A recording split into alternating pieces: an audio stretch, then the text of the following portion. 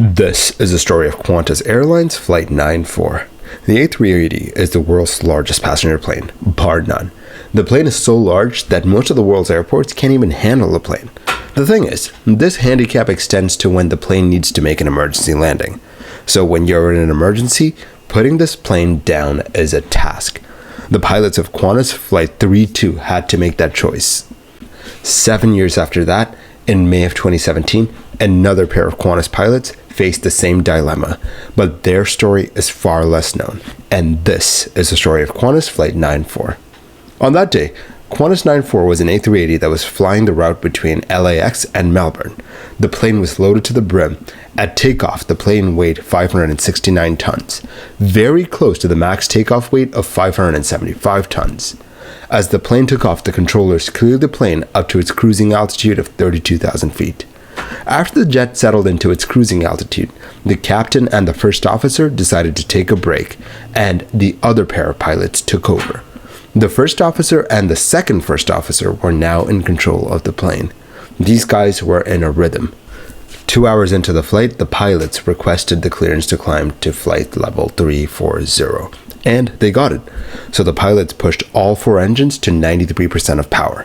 The huge plane started to climb, and as the plane passed through 32,500 feet, the flight deck vibrated as a loud bang reverberated through the plane. The plane then settled down, but engine 4 seemed to be losing power. The pilots in the rest area heard the bang and rushed back to the cockpit to see what was happening. In the engine, the intermediate pressure turbine was in an overspeeding condition, and redlines were being hit. The ECAM, or the electronic centralized aircraft monitoring, threw up an error saying engine 4 N2 over limit.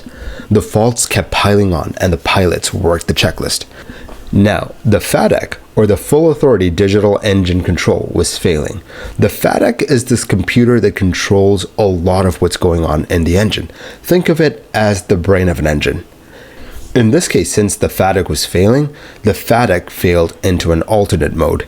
Since one engine was in the alternate mode, the pilots now had to set all the other three engines into the alternate modes as well. They then had to set the autothrust as needed, and with the ECAM actions out of the way, the plane was stable and the checklist was done. Now they had to figure out what the heck had happened. The pilots were now talking to the flight attendants to see if they knew anything that the pilots didn't. It wasn't good. One of the passengers had told the cabin crew that he had seen flames and sparks coming out of the right-hand outboard engine, or engine number 4. They were over the ocean, and with a failing engine, the last thing that they wanted was a super jumbo that might be on fire. The captain, now back on the flight deck, took control of the plane. First officer number 1, who was flying the plane, filled him in on what was happening. They kept getting more reports from the cabin about vibrations and engine fires. On the cockpit displays, the N1 vibrations on engine number 4 was 10 units. The scale was maxed out. Now, at 34,000 feet, the crew carried out the abnormal engine vibration checklist. They have checklists for everything, don't they? As per the checklist, they pulled engine 4 down to idle. As they were finishing up the vibration checklist, they got another warning: engine 4 fire. When you have multiple ECAMs, you triage them by priority. If you have a high vibration warning and an engine fire warning, you carry out the fire checklist first, because that makes sense. By that logic, the pilots cut fuel to the engine and then discharged the fire bottle. This should keep the engine from bursting into flames over the Pacific Ocean. Now the pilots were contending with what I talked about before. Where do you put down the world's largest passenger jet in a crisis? Flight 94 at this point was almost halfway between Hawaii and LAX. Both airports had good weather. What to do? The pilots opted to head back to LA just because they had mechanics at LA and a better support system. The first officer sent out an ACARS message letting Qantas know that they were heading back due to an engine fire. As the pilots declared a pan, the plane was brought down to 29,000 feet. As the jet streaked back towards LAX, the pilots were talking about the landing. At the time, LAX had a light easterly wind, meaning that they would have a tailwind landing on runway 25 left. But despite that, they decided to land on runway 25 left. This was due to the fact that they could perform an auto land on runway 25 left, but not on runway 7 right. With them performing a close to max takeoff weight landing at 500 tons, they had more things to go over, like the auto brake system. As they got closer and closer to the airport, the tailwind had grown from 3 knots to 6 knots. The pilots reran the numbers and saw that they had enough margins for an auto-land approach to runway 25 left. But they decided to dump some fuel to get their weight down to 461 tons so that they would have a margin of 861 meters on the runway. The plane held at 140 nautical miles off of the coast and then dumped fuel. I must say, dumping fuel into the Pacific is far better than dumping it onto a school, let's say. After that, the crew was able to take the jet all the way in.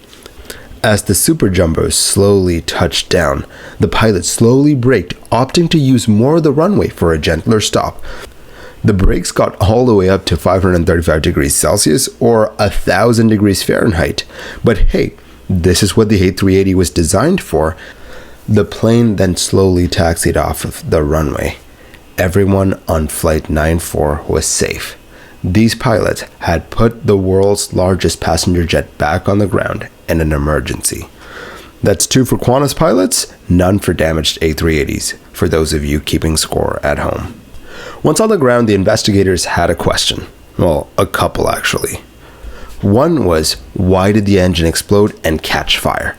The other one was, why did it take the pilots so long to shut the engine down? Well, as it turned out, the pilots did not get an ECAM action list for engine vibrations. The crew is taught to follow the ECAM actions to a T. Since they had a FADEC issue, that was prioritized by the computers. Moreover, the thing is, the ECAM actions for vibrations would have been to monitor the engine and then shut the engine down based on what other signals were coming from the engines. I'm going to go off on a tangent here and answer another question that I had when writing the script. If the plane was in such a degraded state with one engine down and potentially on fire, why did the pilots opt for the auto land? Wouldn't you as the pilot want maximum control as you landed your super large plane with an engine out? Well, not in an Airbus. You see, for the Airbus A380, when you have an overweight landing, you need to minimize the rate of descent, a touchdown. The suggested rate is around 300 feet per minute or less. The auto-land system is better at doing that and allows you to have a more consistent approach profile. When you have an engine out, it's easy for you to have a whole new set of parameters for your landing. New speeds, new attitudes, new thrust settings, new everything. So if you allow the auto-land system to take care of that part of the landing, you can then monitor the plane more effectively. So if you wondered why they did that, this is why. So now we come back to the main question, why did the engine explode? The manufacturer of the engine, Rolls-Royce, was brought in to tear the engine down to see what went wrong.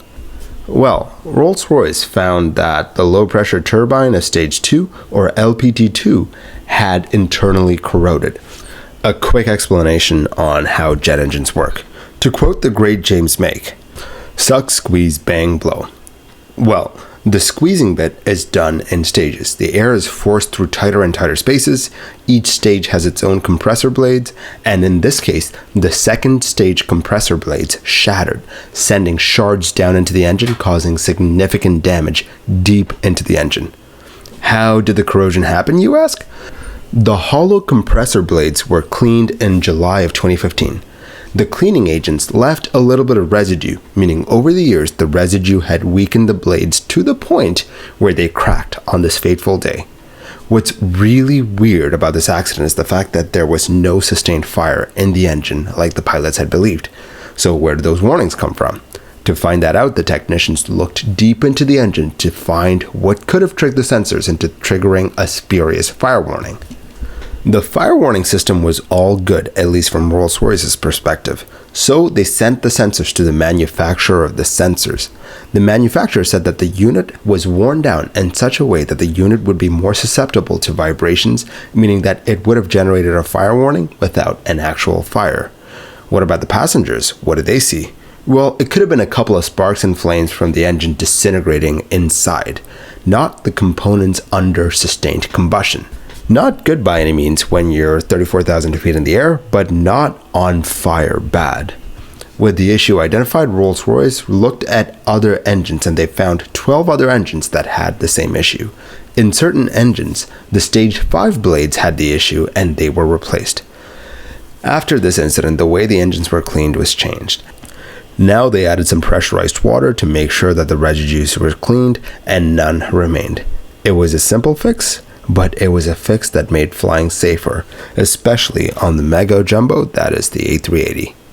Thank you for watching this episode of Mini Air Crash Investigation. If you like the videos that I make, do consider liking and subscribing. It will really help the channel grow.